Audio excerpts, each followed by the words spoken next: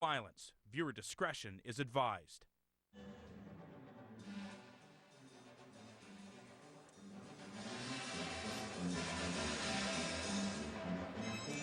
And there you see Fantasy Springs Casino. That's where we are tonight for Golden Boy Live in Indio, California, about 2 hours east of Los Angeles.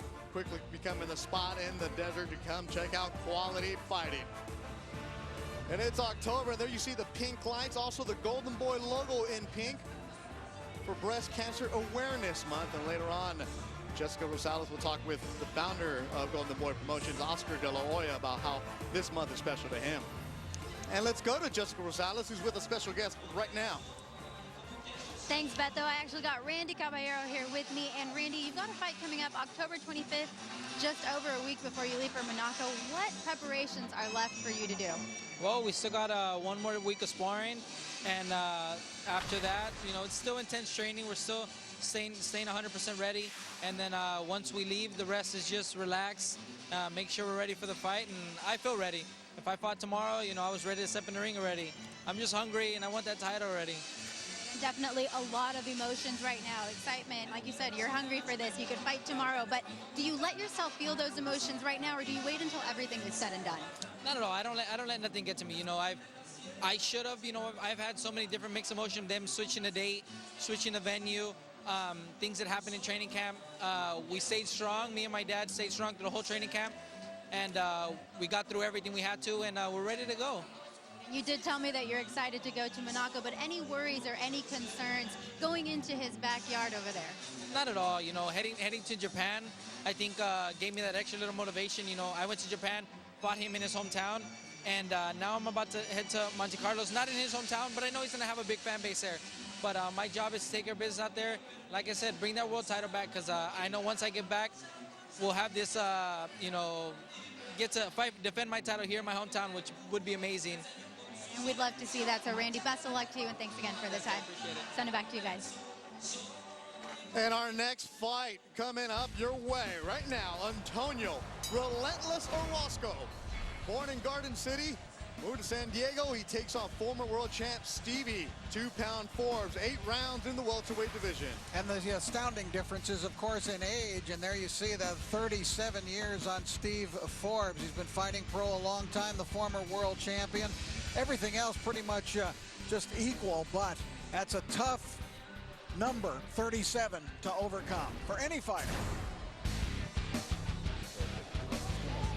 And as we look at Antonio Orozco, nickname being Relentless, and that's exactly what he is. Now, he's had a couple of pretty hairy moments in his last couple of fights, and this against Martin Honorio, he was cut in this fight, and he had to learn how to deal with that, and that's exactly what he did, suffering, in fact, cuts for the first time in his career, and he had 2 of them. But as you can see, that relentless style of his, that overwhelming aggressive, the offensive arsenal that he possesses was too much for Honorio, and it was a very solid win. In the fight prior to that he had here at Fantasy Springs, he was really rocked in the first round against Miguel Huerta, but he was able to win that one as well and come back and win a round later. Let's go to Ray Flores in the ring.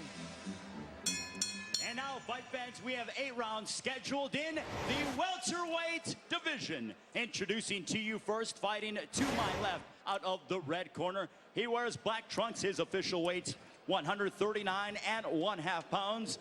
This 48-fight veteran brings in a record of 35 wins, 13 losses, including 11 wins coming by way of knockout. From Los Angeles, California, he is the former IBF Super Featherweight Champion of the world. Ladies and gentlemen, introducing Stevie 2-pound Forbes. And his adversary fighting to my right out of the blue corner. He comes in wearing black and gold. His official weight, 141 pounds. His record a perfect one, 20 bouts, 20 victories, including 15 wins coming by way of knockout. From San Diego, California, ladies and gentlemen, he is the undefeated Antonio Relentless Orozco. And your referee in charge here to give instructions, Pat Russell. for you with that new gig of yours, man. Right here, so high, right in the middle of Everlast. Here it is right here. 8 rounds, touch them up. Good luck. Come out at the bell. Right. And we're getting ready to go. Rich, on our opening, you said it was youth against experience. A great example of this. 26-year-old Antonio Orozco against 37-year-old Stevie Forbes. And Stevie Forbes, a name a lot of boxing fans are familiar with. Former IBF champion, fought Oscar De La Hoya, was then the Home Depot Center, and a great night in Carson. Get going, 8 rounds. A tough challenge for Orozco. This is the kind of fight he said he wanted to have, because he didn't actually think he'd ever have a chance against a fighter like Stevie Forbes. Well, Forbes has had rough sledding in the last couple of years, and he's lost 10 of his last 13 fights. I mean, there's no secret about that. It is what it is, but in most of those fights, he's competitive all the way. He's lost a couple of close decisions in that time, and he still is a guy who possesses skills in the ring. And so this should be a learning experience for Orozco here this evening. Stevie Forbes went all black. Orozco was black and gold. Nicknamed Relentless. And I think the best way for him to approach a fight with Stevie Forbes would be to be relentless tonight. Try to wear down that veteran, and he's doing good work with it here early, especially to the body. That's what you want to do. Try to take away Forbes' legs. He's still fresh out there right now, Forbes, so you want to eliminate that as soon as possible if you can.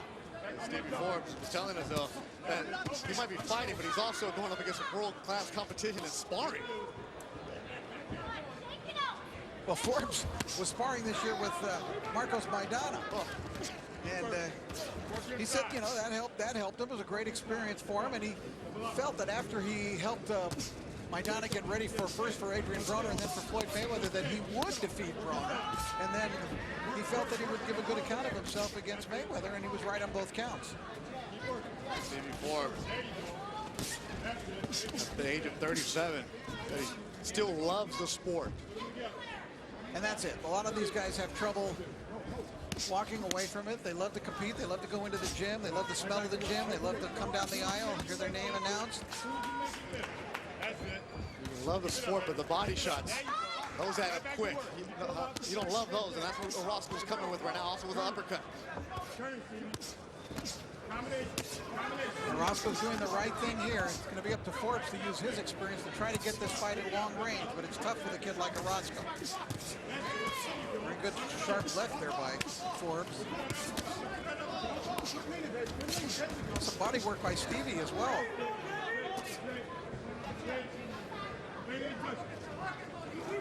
Good opening round between the young fighter and the experienced fighter. 26 against 37. Antonio Orozco. Stevie Forbes. Orozco's getting low, getting good leverage on his punches to the body.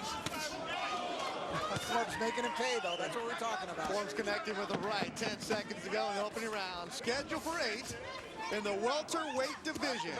Orozco, Forbes, in Indio, California.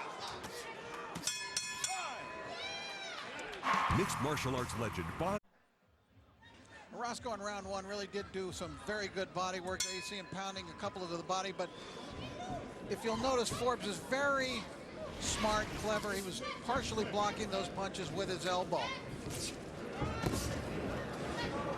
Steve Forbes won the IBF title in 2000 against John Brown. And what was Antonio Orozco at that time? It was 12. Well, he might have been watching the telecast. I did that fight that night. Stevie, in fact, in those days was fighting under the late promoter Dan Goosen, which he wanted to mention tonight. Steve had some very complimentary things to say about Dan Goosen today. Dan's funeral was this week, attended by so many luminaries in the boxing world, including Oscar De La Hoya, the promoter here ringside, and so many people who flew in from all over the world. Good corner action between Orozco. Said our thoughts to the Goosen family. I'm hearing about the Goosens. They had the Nun, the Ruelas. Stable in Southern California. Well, Orozco is just trying to rip. Look at how he plants his feet. I mean, he gets them firmly on the ground, and he is just leaning into those punches and trying to dig. Orozco's last fight was in May at Del Mar in his hometown. He said maybe some of the fact that all his friends and family were there. Get away from it a little bit. Here going up against Steve Forbes in the second round. Antonio Orozco, a fighter. He was actually born in Torrance, California. Then in first grade, the family decided to move to Tecate, Mexico. Then in the sixth grade, they moved to Garden City, Kansas. And in Garden City, Kansas, the place where you had Orozco coming out, Victor Ortiz, Brandon Rios. So you had to fight your way out of there. How does that happen? Garden City, Kansas, producing the likes of those fighters. That's amazing. Stevie Forbes staying in there with Antonio Orozco. 50 seconds to go in the second round. Good handwork from Orozco. Stevie Forbes not going anywhere. No, he's so smart. You just take a look at his the roster of names that he's fought down through the years, and you know, Francisco Panchito Bojado, whom he defeated. He fought Oscar De La Hoya, of course, Demetrius Hopkins, Cornelius Bundridge. He fought David Santos. He fought, and in fact, he fought Santos twice and gave up his title that night on the scale when he fought Santos, and he still went out and beat Santos, even though he was devastated trying to make weight, which he couldn't do. Stevie Forbes coming back against Orozco. Orozco continuing to work at that body. Antonio Relentless Orozco. Stevie Forbes.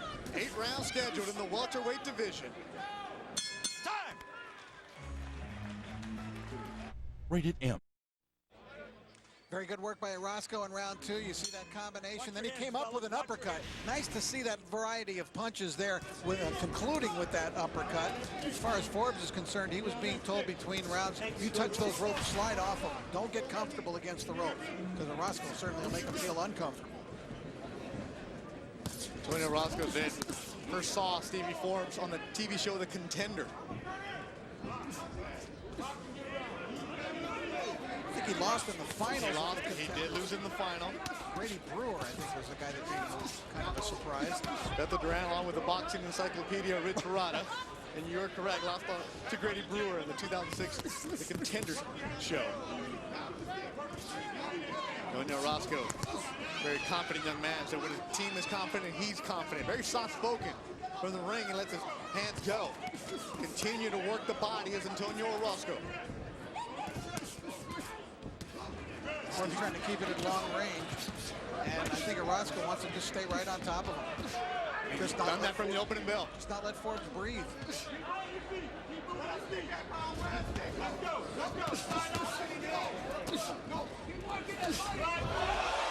And referee Pat Russell is going to say, there's a push down. Hey, don't push like that, okay? Right on top of it. Touch him Well, up. he did throw a Don't punch, push but he like might that. have tripped a little at the same No time. knockdown. No knockdown. Russell was right on top of it. No knockdown.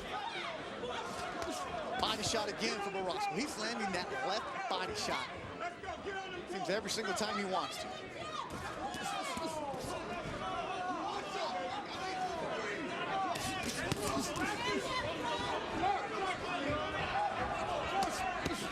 More body work.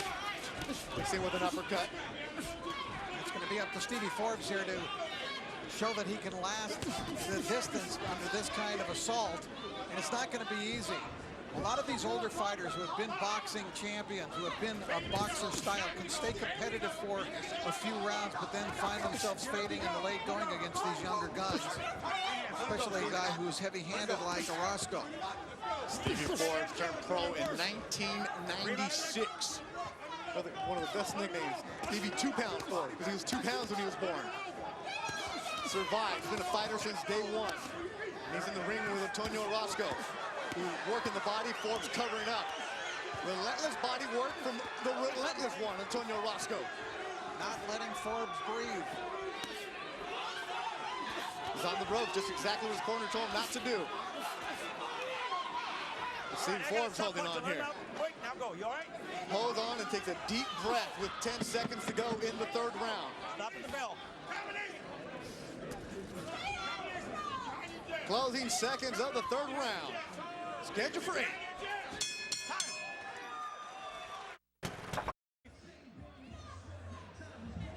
Judgment call by Pat Russell in that last round. There's that right hand. that you see, and there was a punch that sent Stevie Forbes down. There was a little push before that, and it was kind of a pushing punch, I guess you could say. But the punch landed, and he went backwards. I thought he was kind of tripping over his own feet going backwards. Maybe that's why Pat called it off. Another ref maybe sees it a different way. Well, he certainly did, because there's no credit going on for Orozco in terms of getting a 10-8 round for that. And it wasn't much of an argument from Orozco or his corner either. Gigantic disparity in the power punches in that last round. 33 for Orozco and only 7 for Forbes. Basically, anything other than a jab is considered a power punch. Seems like Orozco is loading up on his hands here in the 4th round.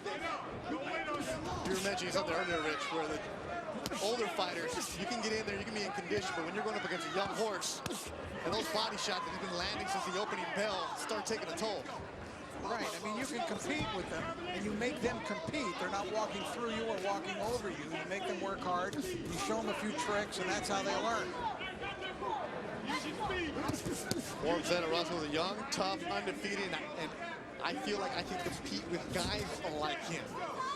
He's in a tough one right now. Feeling the power of Antonio Orozco. He's only been fighting Forbes about 1 time a year in the last few years. He's got another career getting started outside of boxing, basically, where he's working behind the camera on TV shows. Yeah, actually starting to produce his own TV shows. Let it go. See, Stevie knows what to do in there. Do you see that nice little pivot and turnaround? That was a good veteran move by Forbes. Stevie Forbes tells a great story that his grandfather, who was 111 years old, John Hart, living in Portland, Oregon, watches every fight. He said, people can see, and you have to be competitive. You don't have to prove that you are tough. Don't do anything dumb when you're in the ring. Well, if you're 111, you've got some wisdom to throw down. You better listen to his grandfather. Very land, though. He's 111, but he says he's 110. He won't Not a day over 110. He won't claim with a full 111. That's to impress the girls. Correct. He doesn't want them thinking that he's too old. 25 seconds to go in the 4th round. Forbes corner telling him to get off the ropes. That's exactly what he does. Good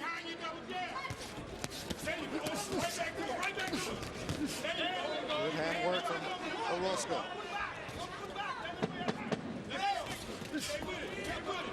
Forbes lifts a punch. We're going to be headed to the 5th round. Scheduled for 8 between the welterweights. Time, corner. Tomorrow, college football returns to Fox as 2 of the nation's top quarterbacks clash in a pivotal Pac-12 battle.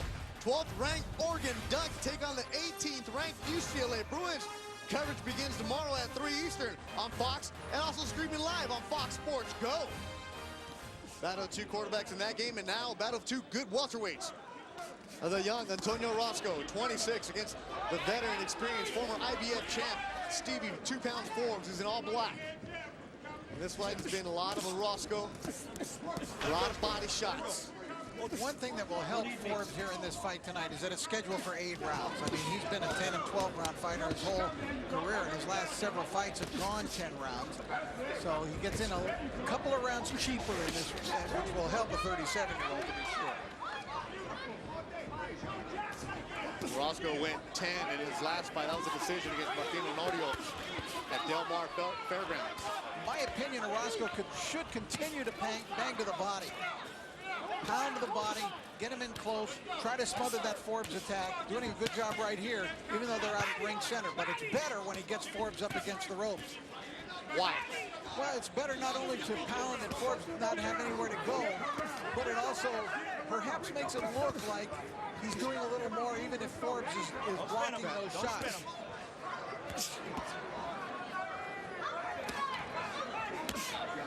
Good from Orozco. Those body shots have to take a toll after a while. Orozco said the first fight that he ever watched was Julio Cesar Chavez against Oscar De La Hoya. Saw that on television, the first time he ever saw a fight on TV. And You know, sometimes the way he digs to the body, he digs in there and stays close. That's some Chavez-like stuff. Great comparison right there. Stays close. Good combination. Relentless. Less than a minute to go in the 5th round. Orozco, father of 3 young ones. Wow. Also a soccer coach, t-ball coach. He's got his hands full pretty at a young age. 6'4" and a newborn. So after he goes for his road work in the morning, you would like a nap. Kids don't care that you just ran 8-10 miles. It's daddy here. 30 seconds to go in the 5th round.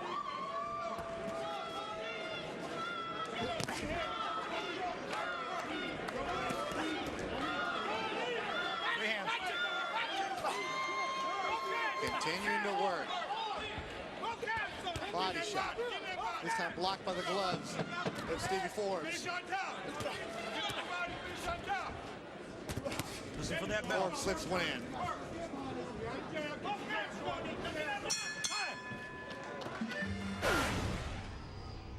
Looks like no one's home. Should I knock?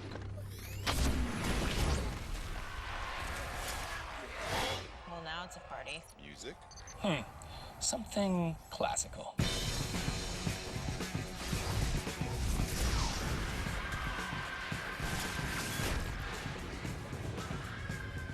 Rated T for Teen. The ultimate Destiny experience is on PlayStation. PlayStation. Fantasy Sports Network is the... We are back at the Fantasy Springs Casino, Indio, California, the Coachella Valley. Golden Boy live on Fox Sports 1. Beto Duran, along with Rich Rorada, Antonio Orozco against Stevie Forbes. And let's go to our 3rd member of our crew, Jessica Rosales, with more information from Orozco's corner. Yeah, tonight for them, the real standout has been Orozco's body work. The corner was telling me that in that 3rd round, Forbes looked like he really wanted to quit, and actually Orozco felt that from him as well. Now, they said Forbes, he knows how to survive, and this comes from his experience, but tonight, the key in this fight for Orozco will be those body shots. And Orozco is a guy who keeps learning and who has faced some really interesting scenarios in the last 3 fights. Tonight, as we mentioned, going up against a real experienced guy and a former world champion who's very crafty. But in the previous fight against Martin Norio, when he was cut, he had to overcome that, see how he dealt with that. And the fight before that, when he was really hurt, really wobbled by Miguel Huerta right here in this very ring at Fantasy Springs. Fights this year, you mentioned it, in January, goes down early, comes back and he actually knocks out Huerta in the 2nd round. And then the fight against Honorio in May, for the first time in his career, he was cut. 2 nasty cuts. That was one where the doctors were really close to stopping it. It's the kind of progression you need, though, as a fighter. You don't want to just have somebody with a padded record of 20-0, but who's he fought? What challenges? And I like to see a fighter young in his career face a little adversity along the way so that they go through that. And then when they do face some more and bigger fights, they've at least dealt with it in the past, and they have something to draw on in terms of their experience. Good left hook to the body there. Beto really dug it in nicely. Orozco over 100 amateur bouts. He's actually fought Jesse Vargas and Javier Molina in the amateurs as wins over them.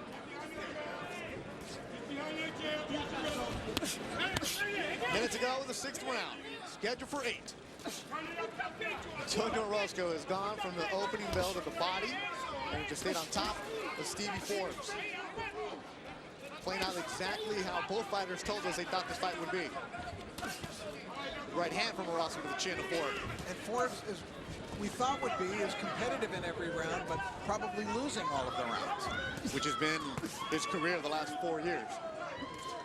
He has good moments in every round, but Orozco's just too busy. If Stevie could get the fight at long range, get some rhythm going with his jab, he'd be much better off. Good uppercut from Orozco. I like seeing that uppercut from Orozco tonight. It's been effective on a number of occasions here. A little blood around the ear of Orozco on the left side coming down. Good jab from Stevie Forbes, body shot answered by Orozco. Stop at the bell. Good fight between the young fighter and the experienced one. Mixed martial arts. little bit more variety from Orozco in that last round, showing a jab, coming back to the body, utilizing the uppercut at times. There you see the good body work. Thing is, though, he went back to his corner in that last round. He's developed a cut along the ear, the side of the ear Orozco has. He does have Miguel Diaz, a great cut man, of course, and a great, well, everything. And Miguel can do it all in the corner, who was treating it. But it wasn't just the cut. I noticed his face was reddening quite a bit and puffing up a little, Orozco. Well, they've been on top of each other the entire fight. He was able to slip in a couple jabs towards the end of that 6th round. We're in the 7th, scheduled for 8. Orozco with a gold and black trunks, designed by O.G. Abel. All right, I got to stop. Don't wrestle out. Watch your heads. Go ahead, butts inside. Let's watch it. He's not going untouched in this fight. No. Not much power behind Stevie Forbes, right, but Orozco is getting hit. Never has been, of course. Of course. His craftiness is what made him a very good fighter and world champion.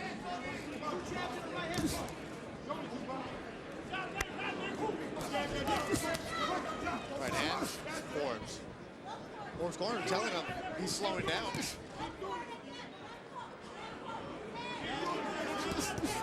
Right hand from Orozco.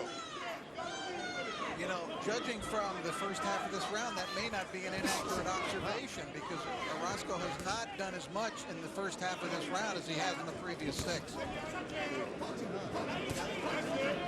Orozco mouth open, taking a couple extra deep breaths. Stevie getting that jab to work to some effect. Don't hold his head, let his hands go. The bridge of the nose for Orozco is a little red now. He lands a body shot and uppercut.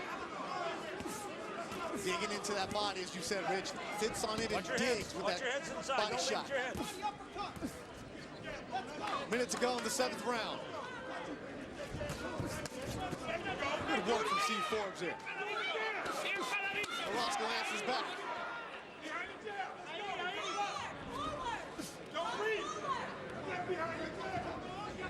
Forbes has fought an excellent first 2 minutes in this round, but fighting the full 3 minutes is tough for any 37-year-old. For any fighter. Well, except for Bernard Hopkins, of course. Well, he's an alien. Told us he's from a different planet. And for the first time in this fight, the two fighters actually giving each other some room to breathe. You see the distance. And that worked to Forbes' advantage. Most of his fight has been Orozco on top of him, smothering him, having him on the ropes. Good double jab from Orozco. 10 seconds to go in the 7th round. Whoa, whoa, whoa, whoa, whoa. They Stop. clench. Step out. For the final few Break. seconds. Listen for that bell. Time. Rated M. As we've mentioned, the uppercuts have been working by Orozco in in this fight. He's digging to the body, and again, there you see him coming straight up the middle between the upraised arms of Stevie Forbes. Been a nice weapon tonight for Orozco. Antonio Orozco trains out of the House of Boxing in San Diego, where during the offseason, some of the Chargers come and work out. Mike Tolberg, DJ Fluker, some of the offensive linemen are in there. And Orozco's built a good relationship with them. Actually gets text messages from some of these players telling them good luck. Well, that's encouraging, motivating. Every fighter, every athlete really likes to be watched and admired by other athletes. The 8th and final round. Fighters giving themselves some space here. Yeah, I mentioned that Huerta fight when he got really wobbled earlier this year right here at Fantasy Springs. At the end of the first round, he went back to the corner, and his second in the corner, Miguel Diaz, started pulling his hair in certain spots. Huh? He would grab a hold a little bit of his hair, pull it back, grab a hold of it into different areas, pull it back. He did it about 5 or 6 times. If you go on the tape and watch it, you can see it clearly. And I asked Miguel about that tonight beforehand, and he said it's just an old trick to wake a fighter up. Just wake a fighter, it will wake a fighter up. And he mentioned to me that he had a fighter in Argentina once. He was pulling his hair, and the guy leaned back, put his head in the air, and said, "Miguel, I'm awake already." The trick of the trade, it's the beauty of talking to some of the gentlemen that have been around the sweet science for so long. Pulling hair to wake up your fighter. That is one thing, you smack them a little bit. And Angelo Dundee, remember, used to pour ice down the fighters' trunks if they were in. Okay, that'll wake you up. Yes, it will. Or get your attention. And if it doesn't, that's the time to stop the fight.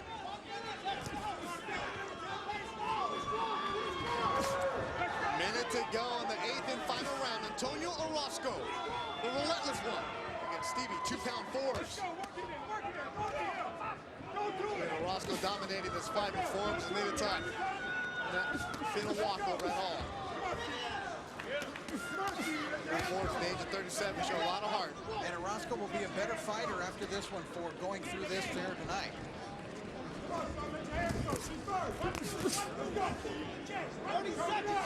30 seconds to go in the fight.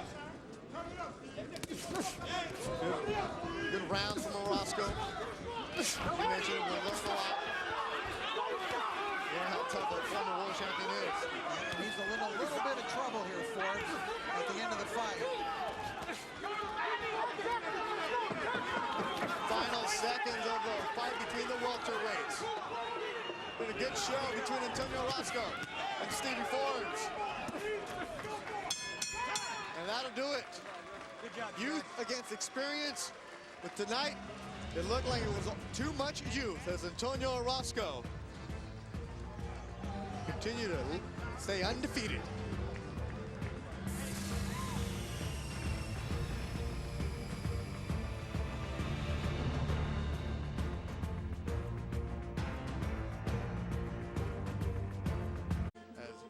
Trying to improve his record. He's undefeated, and he took on a tough one, and former IBF champion Stevie Forbes, 37 years old, looked like it got to him.